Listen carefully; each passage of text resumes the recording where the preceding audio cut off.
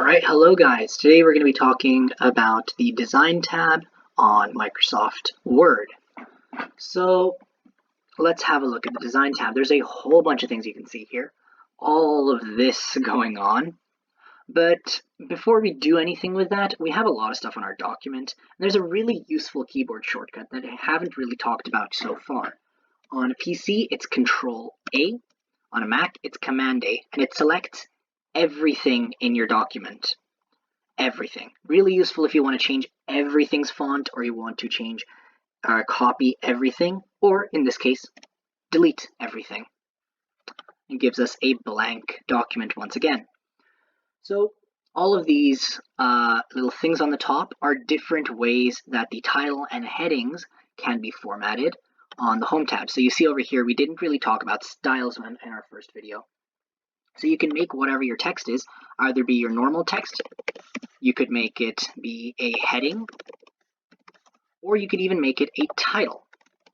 And they each have different default fonts and font sizes. But you can change those default fonts and font sizes by going to Design and picking from one of these formats. So I actually kind of like this one, centered.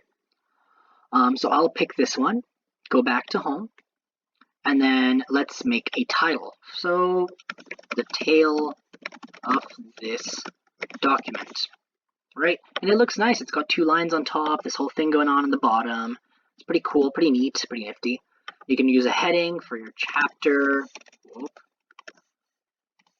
1. But let's say I don't really like the blue. I want it to be in a different color. Well, we can go back to Design and change the colors. Instead of being the default office colors, you can go down to maybe like a nice yellow. Ooh, that looks nice. Kind of goldish yellow. And so it changes all the default colors for all the different text elements to colors within this range. Of course, your regular text is still going to be black. That's always the default color for text. But the chapter now, instead of being blue, is a nice kind of yellow.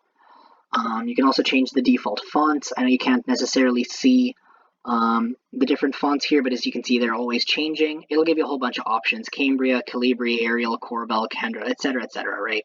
And you can just see which one you like the most. For now, I'll just leave it on the default office font. But yeah. And then last time the first lesson, we talked a bit about spacing in your paragraphs, but this is another place that you can do that. You can reduce the spacing, make it really little, make it a lot, just by using this tab over here. And honestly, that's the main things that you do from the design page.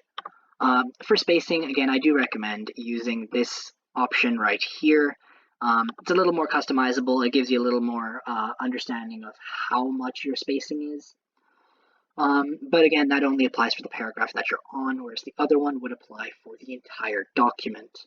So it's basically just a different scope that it applies to.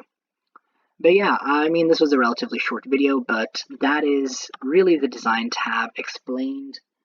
I hope you learned something. See you next time.